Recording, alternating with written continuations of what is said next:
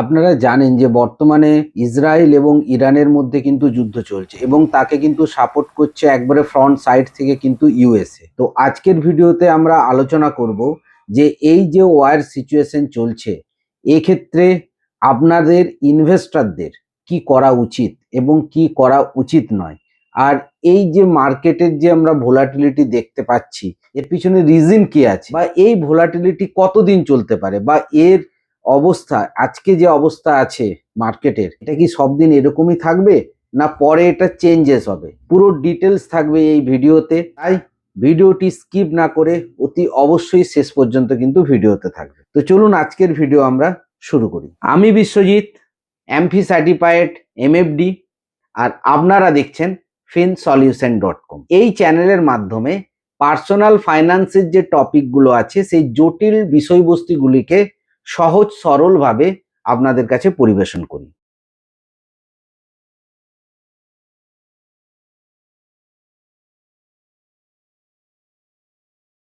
বন্ধুরা, ইরান আর ইসরায়েলের যুদ্ধ আজকে যা অবস্থা তাতে এটা কিন্তু শুধু যুদ্ধ নয়, এটা একটা গ্লোবাল অর্থনীতির খেলা।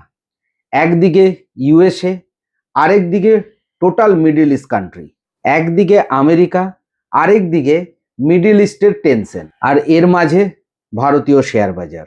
আপনারা যদি খেয়াল করেছেন তাহলে খেয়াল করে দেখবেন যে যুদ্ধ যবে থেকে শুরু হয়েছে তবে থেকেই কিন্তু এফআইআই যারা আছে তারা কিন্তু কন্টিনিউয়াসলি কিন্তু মার্কেট থেকে টাকা তুলছেন। আর তার সঙ্গে সঙ্গে আপনারা এটাও খেয়াল করবেন, এফআইআই যেমন টাকা তুলছে তার সঙ্গে সঙ্গে যারা ডিআইআই তারা কিন্তু ইনভেস্টমেন্ট করে যাচ্ছেন। তাহলে এবারে প্রশ্ন হলো যে কারা বেশি স্মার্ট, এফআইআই রা বেশি স্মার্ট না ডিআইআই রা বেশি স্মার্ট? তার আগে আপনাদেরকে বলে দিই যে এফআইআই কারা। এফআইআই এর অর্থ হচ্ছে ফরেন ইনস্টিটিউশনাল ইনভেস্টর, আর ডিআইআই যেটা সেটা হচ্ছে ডোমেস্টিক ইনস্টিটিউশনাল ইনভেস্টর। এবারে প্রথমে আমরা বুঝি যে এই যে যুদ্ধটা চলছে এখানে ইউএস এর কি ভূমিকা আছে। দেখুন, ইরান আর ইসরায়েলের যে যুদ্ধ চলছে এখানে কিন্তু ইউএসএ ডাইরেক্টলি কিন্তু ইনভলভমেন্ট আছে। কিভাবে? ইউএসএ ইসরায়েলকে সাপোর্ট করছে এবং ডাইরেক্টলি, যেখানে মিলিটারি সাপোর্ট, ইন্টেলিজেন্স সাপোর্ট সব কিছুই কিন্তু আমেরিকা ইসরায়েলকে প্রোভাইড করছে। এবারে প্রশ্ন হচ্ছে যে ইউএসএ কেন ইসরায়েলকে ডাইরেক্টলি সাপোর্ট করছে? এর পিছনে তিনটে কারণ আছে। এক নম্বর কারণ হচ্ছে মিডল ইস্টকে কন্ট্রোল করতে চাচ্ছে ইউএসএ। সেকেন্ড কারণ যেটা হচ্ছে অয়েলের যে রুট সেই রুটটাকে কন্ট্রোল করতে চাচ্ছেন, অর্থাৎ অয়েল যে রুটে আসছে সেই রুটটাকে ইউএসএ কিন্তু কন্ট্রোল করতে চাচ্ছেন। আর একটা কি, জিও পলিটিক্যাল পাওয়ার। এই যে যুদ্ধ চলছে এর ফলে কি এফেক্ট আসছে না, এই যুদ্ধর ফলে জিও পলিটিক্যাল টেনশন কিন্তু একটা কাজ করছে, যার ফলে গ্লোবাল মার্কেটে কিন্তু আনসার্টেনিটি সৃষ্টি হয়েছে এবং রুপির তুলনায় ডলার কিন্তু স্ট্রং হচ্ছে। আর পরে এর ফলে কিন্তু ইনফ্লেশনও কিন্তু বেড়ে যেতে পারে। যে সমস্ত ইমার্জিং মার্কেট আছে সেখান থেকে কিন্তু টাকা কিন্তু বেরিয়ে যেতে পারে। এখন আসি যে এই অবস্থাতে ভারতের কি অবস্থান। দেখুন, এই অবস্থাতে ভারত কিন্তু নিউট্রাল পজিশনে বসে আছেন, অর্থাৎ ইসরায়েলকেও কিন্তু সাপোর্ট করছেন না বা ইরানকেও সাপোর্ট করছেন না। ইন্ডিয়া কিন্তু নিউট্রালে আছে। ইন্ডিয়ার কিন্তু যেমন ইসরায়েলকে দরকার একইভাবে কিন্তু ইরানকেও দরকার। তার কারণ কিন্তু দুটো আছে। তো চলুন আমরা বলি যে ইসরায়েলকে কেন ইন্ডিয়ার দরকার। ইসরায়েল কিন্তু ইন্ডিয়ার ডিফেন্স পার্টনার। ইসরায়েল ডিফেন্স টেকনোলজিতে world leader. Drone, missile system, radar system এবং সাইবার সিকিউরিটি এগুলোতে কিন্তু ইসরায়েল অনেক বেশি স্ট্রং। এবং এই ইসরায়েলের এই ড্রোন বা মিসাইল সিস্টেম অনেকগুলি কিন্তু ভারত ইউজ করে থাকেন, যেমন ব্রেগেইট missile system, spider air defence system, এগুলি কিন্তু ভারত ব্যবহার করে এয়ার ডিফেন্সের জন্য। আর ইন্ডিয়ার সব থেকে বড় যে বিগেস্ট কনসার্ন সেটা হলো কিন্তু পাকিস্তান এবং চায়না। ইসরায়েল ইন্ডিয়াকে হেল্প করে border surveillance, anti drone system এবং মিসাইল সিস্টেম দিয়ে। ইন্ডিয়া যে শুধু ইসরায়েলের কাছে এই ক্ষেপণাস্ত্রগুলো কিনছে তা কিন্তু নয়, ইন্ডিয়া কিন্তু এগুলো তৈরিও করছে এবং এই যে টেকনোলজি সেই টেকনোলজিটা কিন্তু ইসরায়েল ইন্ডিয়াকে হেল্প করছে। যেমন ডিআরডিও প্লাস ইসরায়েল কোম্পানি, যেমন ডিআরডিও এবং ইসরায়েল কোম্পানি জয়েন্ট প্রজেক্টের সাহায্যে মিসাইল এবং ড্রোন কিন্তু তৈরি করা হচ্ছে। এতে ইন্ডিয়া টেকনোলজি শিখছে। এর ফলে কি হবে, ইন ফিউচার ইন্ডিয়া কিন্তু ওই টেকনোলজিকে কাজে লাগিয়ে ওই সমস্ত মিসাইল এবং ড্রোন ইন্ডিয়ার নিজে কিন্তু ইন্ডিয়ার মাটিতে তৈরি করতে পারবে। আর যদি ইরানের সঙ্গে সম্পর্ক ভারতের বলি, সেখানেও কিন্তু ভারত ইরানের উপরে কিন্তু নির্ভরশীল করছে। কিসের জন্য? অয়েলের জন্য। তার কারণ প্রচুর পরিমাণে অয়েল কিন্তু ইন্ডিয়া ইম্পোর্ট করে ইরানের কাছ থেকে। ইরানের বড় বড় অয়েল ফিল্ড আছে পার্সিয়ান গালফের কাছে, যেখানে খার আইল্যান্ড হলো মেন এক্সপোর্ট টার্মিনাল এবং সাউথ পার্স হলো অয়েল এবং গ্যাস জোন। আর এই জায়গা থেকেই কিন্তু ক্রুড অয়েল ট্যাঙ্কারে লোড করা হয়। আর সব থেকে গুরুত্বপূর্ণ যে রুট হচ্ছে সেটা হচ্ছে স্ট্রেট অফ হরমুজ। সবার প্রথমে ইরানের যে অয়েল ফিল্ড আছে সেখানে ট্যাঙ্কারের সাহায্যে আপনার যে অয়েল সেটি লোড হয় এবং লোড হয়ে যে স্ট্রেট অফ হরমুজ সেই রাস্তা দিয়ে সেটা কিন্তু আরবিয়ান সাগর হয়ে আমাদের যে ইন্ডিয়ান যে ওশেন আছে সেখানে আসে এবং সেখান থেকে আমাদের মুম্বাই এবং গুজরাটের যে পোর্ট আছে সেখানে কিন্তু অয়েলটা সাপ্লাই হয়। এই যে স্ট্রেট অফ হরমুজ এই রাস্তা দিয়েই কিন্তু ইন্ডিয়া ছাড়াও বাকি যে সমস্ত কান্ট্রিগুলো আছে তাদেরও কিন্তু অয়েল এই একই রাস্তা দিয়ে কিন্তু যায়। যেমন ইউরোপ, চায়না পার ডে প্রায় 20 মিলিয়ন ব্যারেল এই স্ট্রেট অফ হরমুজ রাস্তা দিয়েই কিন্তু বিভিন্ন দেশে যায়। বিশ্বের প্রায় 20% অয়েল সাপ্লাই কিন্তু এই রুট দিয়েই হয়ে থাকে এবং এই রুটটি খুবই কিন্তু ন্যারো, মাত্র 33 কিলোমিটার। অর্থাৎ এই রুটটাকে খুব সহজেই কিন্তু এটাকে ব্লক করা যায়। আর অল্টারনেটিভ রুট কিন্তু খুব কম, তাই একে বলা হয় গ্লোবাল অয়েল চক পয়েন্ট।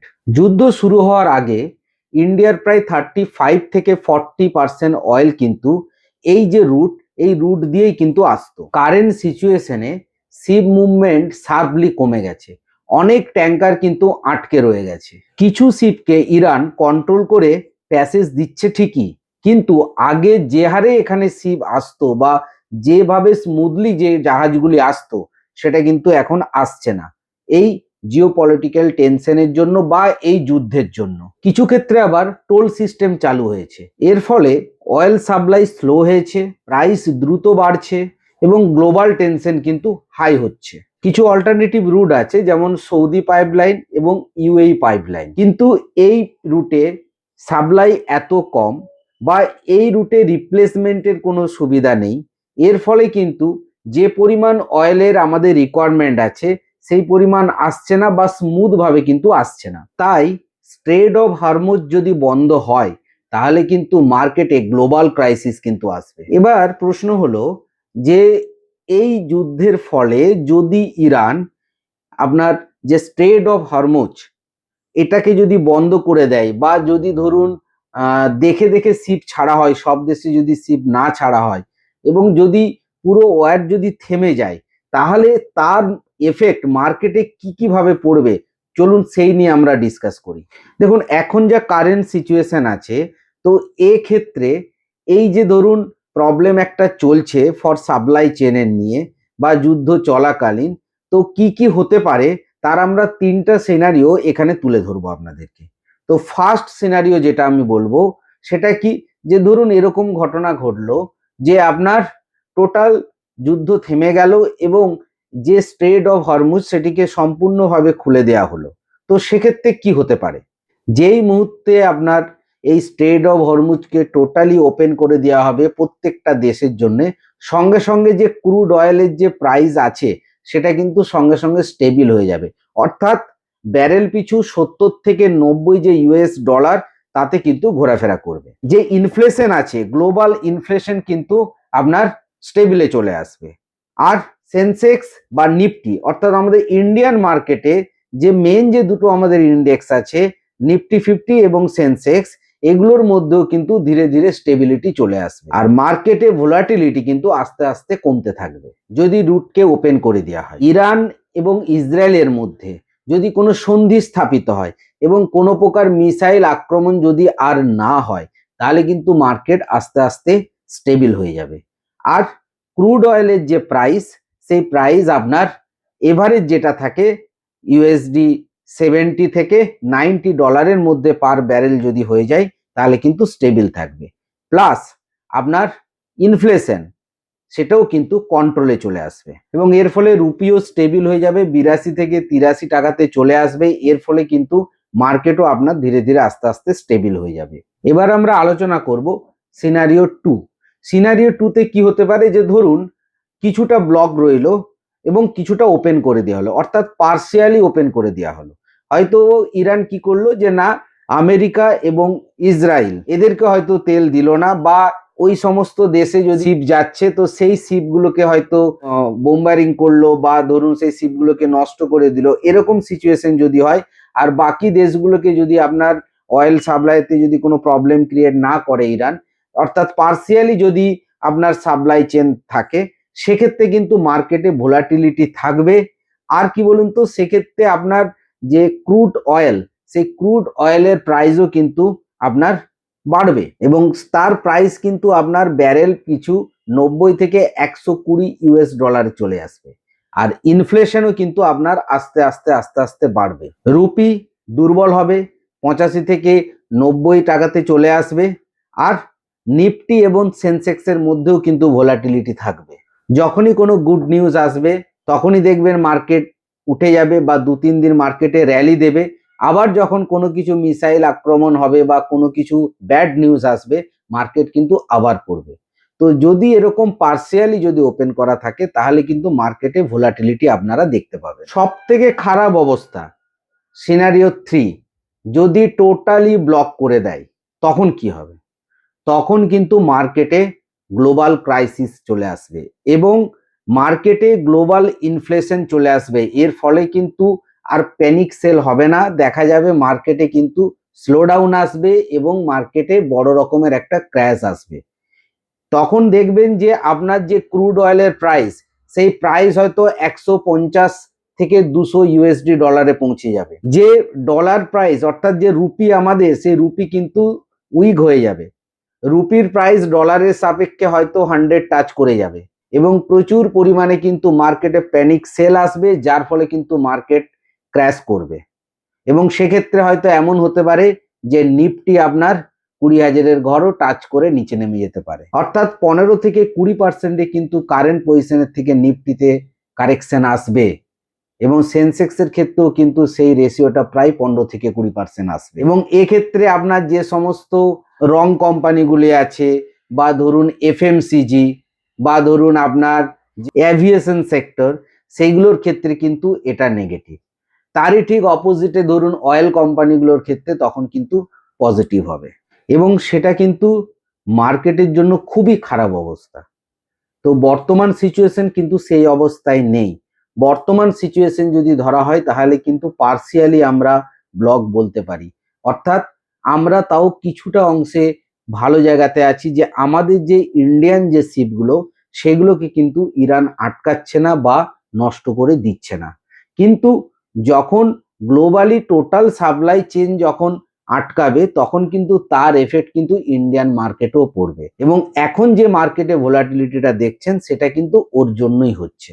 একটা উদাহরণ দিলে আপনারা খুব ভালোভাবে বুঝতে পারবেন। ধরুন একটা শহরে একটা রাস্তা দিয়েই সমস্ত খাবার দাবার আসে, কোনো কারণে যদি সেই রাস্তাটা ব্লক হয়ে যায় বা তার যদি অল্টারনেটিভ কোনো রাস্তা না থাকে, তাহলে কিন্তু ওই শহরে খাবার আসবে না। এর ফলে কি হবে, সেই শহরে যে সমস্ত জিনিসপত্রগুলো থাকবে, তাদের দাম কিন্তু হু হু করে বাড়তে থাকবে। অর্থাৎ ইনফ্লেশন কিন্তু অনেক দ্রুত হারে বাড়তে থাকবে। স্ট্রেট অফ হরমুজও কিন্তু সেরকমই একটা রাস্তা, যে রাস্তাটাকে ইরান কিন্তু টোটালি কন্ট্রোল করছেন। অর্থাৎ এই রাস্তা দিয়ে যে খালি ইরান থেকেই জাহাজ আসছে তা কিন্তু নয়, বাকি যে গালফ কান্ট্রিগুলো আছে, যেমন সৌদি, কাতার, ইউএই, তাদেরও যে জাহাজগুলো আসছে, ইরান কিন্তু সেখানে তাদেরকেও কিন্তু কন্ট্রোল করে নিচ্ছে। ইরান দেখছে কি ইসরায়েল এবং আমেরিকার জাহাজ যদি ওই সাইড দিয়ে আসছে, তখন কিন্তু ইরান চেষ্টা করছে সেগুলোকে নষ্ট করে দেওয়ার। আর যার জন্যই কিন্তু একটা গ্লোবাল টেনশন কিন্তু তৈরি হয়েছে। তাহলে বর্তমানে এই অবস্থাতে ইন্ডিয়া কি কোনো অল্টারনেটিভ কিছু ব্যবস্থার চিন্তা ভাবনা করেছে? হ্যাঁ, ইন্ডিয়াও কিন্তু চেষ্টা করছে কোনো অল্টারনেটিভ রাস্তা বের করার। যেমন ইন্ডিয়া কি করছে না, আপনার রাশিয়া থেকে চিপ রেটে অয়েল কিনছে এবং একটা ডিপ্লোম্যাটিক ব্যালেন্স কিন্তু ইন্ডিয়া রাখছে। এই মুহূর্তে যা সিচুয়েশন আছে তাতে ইন্ডিয়া কিন্তু এখনো ঠিকঠাক আছে, কিন্তু এর পরে যদি এর থেকে খারাপ অবস্থা তৈরি হয় তখন কিন্তু ইন্ডিয়াতেও কিন্তু যে পরিমাণ তেল যোগান আছে সেটা কিন্তু শেষ হয়ে যাবে। তখন কিন্তু ইন্ডিয়াতেও প্রচুর পরিমাণে কিন্তু ইনফ্লেশন বেড়ে যেতে পারে। তবে আজকের দিনে বা আজকের সিচুয়েশনে ইন্ডিয়া এখন পর্যন্ত কিন্তু স্টেবল জায়গাতে আছে। এবার আসি যে ইন্ডিয়ার যে ইনভেস্টাররা তারা কি চিন্তা ভাবনা করছে। দেখুন, ইন্ডিয়ার যে ইনভেস্টাররা আছে তারা কিন্তু এখনো ইন্ডিয়ার উপর ভরসা রেখেছেন বা ইন্ডিয়ার মার্কেটের উপর ভরসা রেখেছেন।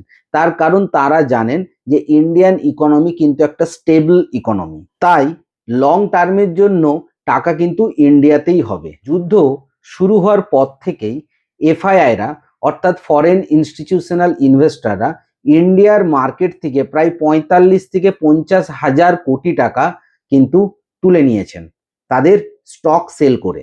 এবং এই যে এফআইআর যে সেলিং এটা কিন্তু কন্টিনিউ আছে, কিন্তু তারই ঠিক উল্টা দিকে ডিআইআইরা অর্থাৎ ডোমেস্টিক ইনস্টিটিউশনাল ইনভেস্টর তারা কিন্তু অনবরত কিন্তু বাই করে যাচ্ছেন। এবং এই লাস্ট যদি আমরা 1 মাস দেখি, এই 1 মাসে প্রায় 40 হাজার কোটি টাকা ডিআইএরা কিন্তু ইনভেস্টমেন্ট করেছেন। অর্থাৎ এটা থেকে একটা জিনিস ক্লিয়ার যে এফআইআই যারা আছে তারা কিন্তু ইন্ডিয়ান মার্কেটের উপরে এত বেশি পজিটিভ নয়, কিন্তু যারা ইন্ডিয়ার আছে অর্থাৎ ডিআইএরা কিন্তু ইন্ডিয়ান মার্কেটের উপরে অনেক বেশি কিন্তু পজিটিভ। যার জন্য কিন্তু এফআইআইরা যখন সেল করেছে ডিআইএরা কিন্তু তারই অপোজিটে বাই করেছেন। এবারে প্রশ্ন আসছে এই ডিআইএরা কারা যারা এই সময়ে বাই করছেন। দেখুন, ডিআইএরা হচ্ছে আপনার বিভিন্ন মিউচুয়াল ফান্ড কোম্পানি, বিভিন্ন লাইফ ইন্স্যুরেন্স কোম্পানি এবং এলআইসি। আজকে যখন আমি ভিডিওটা করছি বর্তমানে নিফটির প্রাইস কিন্তু 23,270 এবং সেন্সেক্স কিন্তু প্রায় 75,000-এর ঘরে আছে। এখন একটা জিনিস দেখার আছে, যেখানে এফআইআইরা অনবরত সেল করে যাচ্ছে সেখানে কিন্তু ডিআইআইরা কিনছে। অর্থাৎ ইনভেস্টরদের মধ্যে কিন্তু ভারতের যে স্টক মার্কেট বা ভারতের মার্কেটের সম্বন্ধে কিন্তু পজিটিভ থিঙ্কিং এখনো আছে। আর এখন যে আপনারা ওঠা নামাটা দেখছেন এটাকে কিন্তু ক্র্যাশ বলা যাবে না, এটাকে আপনি বলতে পারেন কারেকশন। যখনই কোনো খারাপ নিউজ চলে আসে তার ইমিডিয়েট এফেক্টের জন্য মার্কেট কিন্তু 1-2 দিনের জন্য এবং শার্প ডাউন একটা দেখায়। আবার যখন দেখুন সেটার এগেনস্টে আবার কিছু পজিটিভ কোনো কিছু চলে আসে মার্কেট কিন্তু চেষ্টা করে সেটাকে রিকভারি করার। এখন প্রশ্ন হলো এত টেনশন থাকা সত্ত্বেও ইনভেস্টররা কেন ইনভেস্টমেন্ট করছেন? তার পিছনে কতগুলো কারণ আছে। কারণ ইন্ডিয়ার গ্রোথ স্টোরি কিন্তু স্ট্রং। ইন্ডিয়ার জিডিপি গ্রোথ 6 থেকে 7%। আর ডোমেস্টিক মানি পাওয়ার প্রত্যেক মাসে প্রায় 15,000 কোটি টাকারও বেশি ফ্রেশ মানি মার্কেটে আসছে থ্রু এসআইপি ফ্লো। এসআইপি মানে আপনারা নিশ্চয়ই জানেন মিউচুয়াল ফান্ডের এসআইপি অর্থাৎ সিস্টেমেটিক ইনভেস্টমেন্ট প্ল্যান। এই ফিগারটা এটাই প্রুভ করে যে রিটেল ইনভেস্টররা কিন্তু এখনো সেই পরিমাণে প্যানিক হয়নি। তার কারণ রিটেল ইনভেস্টররা এর আগে করোনার পিরিয়ডে দেখেছে মার্কেটকে, যে মার্কেট কি অবস্থাতে ইন্ডিয়াতে পড়ে গেছিল, তারপর থেকে কিভাবে শার্প রিকভারি করেছিল। এই কারণের জন্যই কিন্তু প্রচুর পরিমাণে রিটেল ইনভেস্টরদের টাকাও কিন্তু এই সিচুয়েশনে কিন্তু মার্কেটে এন্ট্রি নিচ্ছে। বর্তমানে ইনভেস্টররাও কিন্তু অনেক বেশি স্মার্ট, তারা জানেন ওয়ার টেম্পোরারি, গ্রোথ কিন্তু পার্মানেন্ট। অর্থাৎ এই যুদ্ধ কিন্তু একদিন না একদিন থামবেই, সেটা 1 মাস হতে পারে, 2 মাস হতে পারে, 3 মাস হতে পারে, কি 6 মাস হতে পারে, কিন্তু যুদ্ধ থামবেই। আর যেই মুহূর্তে যুদ্ধ থামবে মার্কেট কিন্তু শার্প রিকভারি দেবে। এই জন্য কিন্তু মার্কেট পড়া সত্ত্বেও ইনভেস্টররা কিন্তু ফ্রেশ মানি মার্কেটে ঢোকাচ্ছেন। এখন প্রশ্ন হলো আপনারা কি করবেন। দেখুন, যদি আপনার এসআইপি করা থাকে তাহলে প্লিজ এসআইপি কিন্তু স্টপ করবেন না। তার কারণ এখন যে এসআইপির অ্যামাউন্টগুলো ইনভেস্টমেন্ট হবে সেখানে যেহেতু ন্যাপ কম আছে তো আপনারা নাম্বার অফ ইউনিট বেশি পাবেন। কোনো অবস্থাতেই কিন্তু এসআইপি বন্ধ করবেন না, বরং মার্কেটে যে কারেকশন মাঝে মাঝে দিচ্ছে সেই কারেকশনে পারলে এক্সট্রা কিছু মানি আপনারা আপনার এক্সিস্টিং ফোলিওতে টপ আপ করবেন। যদি ফ্রেশ ইনভেস্টমেন্ট করতে চান তাহলে আমি বলবো যে লার্জ ক্যাপ অথবা ইন্ডেক্স ফান্ডের থ্রুতে আপনারা ইনভেস্টমেন্ট করুন, এবং আরো ভালো হবে যদি আপনারা পুরো টাকা একসঙ্গে ইনভেস্টমেন্ট না করে থ্রু এসটিপি মোডে যদি আপনারা ইনভেস্টমেন্ট করেন, অর্থাৎ অল্প অল্প করে টাকা আপনারা ধীরে ধীরে ইনভেস্টমেন্ট করেন। এসটিপি মানে আপনারা জানেন, তাও আপনাদের বলে দিচ্ছি। এসটিপি মানে হচ্ছে সিস্টেমেটিক ট্রান্সফার প্ল্যান, যেখানে আপনি আপনার একটা ফিক্সড অ্যামাউন্ট আপনি উল্লেখ করে দেবেন এবং সেই অ্যামাউন্টটাই কিন্তু আপনার পুরনো যে এক্সিস্টিং ফান্ড আছে সেটা লিকুইড ফান্ড হওয়াটাই বেটার। সেই লিকুইড ফান্ড থেকে অল্প অল্প করে, সেটা ডেলি হতে পারে, উইকলি হতে পারে, মান্থলি হতে পারে, আপনার নির্দিষ্ট যে ইকুইটি ফান্ড আছে সেখানে কিন্তু যাবে। এতে কি হবে, এই যে মার্কেটের ভোলাটিলিটি, সেই ভোলাটিলিটিটা আপনার পুরো টাকার উপর একসঙ্গে কিন্তু এফেক্ট ফেলতে পারবে না। যতটুকু টাকা আপনার ইকুইটিতে যাবে ততটুকু টাকার উপরেই কিন্তু এফেক্ট পড়বে। আর যদি স্মল মিড ক্যাপে ইনভেস্টমেন্ট করতে চান তাহলে কিন্তু লং টাইমের কথা ভেবেই ইনভেস্টমেন্ট করবেন। তার কারণ স্মল ক্যাপ এবং মিড ক্যাপ শর্ট টাইমে কিন্তু সব থেকে বেশি ভোলাটিলিটি দেখায়। আর বলবো 5 থেকে 10% আপনার ইনভেস্টমেন্টকে গোল্ডকে ইনক্লুড করান। তার কারণ যখন ইকুইটি মার্কেট পড়ে অথবা ইকুইটি মার্কেটে ভোলাটিলিটি থাকলে গোল্ড কিন্তু আপনাকে স্টেবিলিটি এনে দেয়। এর জন্য মিনিমাম 5 থেকে 10% গোল্ডের এক্সপোজারও যেন আপনার পোর্টফোলিওতে থাকে। এই ভিডিওতে যে বিষয়গুলি আমি আলোচনা করলাম বা ইনভেস্টমেন্টের ব্যাপারে বললাম, এগুলো কোনোটাই কিন্তু রেকমেন্ডেড নয়। এটা আপনার এডুকেশন পারপাসের জন্যই আমি বলছি। আপনি ইনভেস্টমেন্ট করার আগে আপনার যে ফাইন্যান্সিয়াল অ্যাডভাইজার আছে তার সঙ্গে আলোচনা করবেন অথবা নিজে ভালোভাবে স্টাডি করবেন, তারপর কিন্তু আপনি ইনভেস্টমেন্ট করবেন। আরেকটা কথা, এই সময় মার্কেটে ভোলাটিলিটি থাকার জন্য আপনি কিন্তু লোতে এন্ট্রি করার অনেক সুযোগ পাবেন, তাই ক্যাশ রেডি রাখবেন।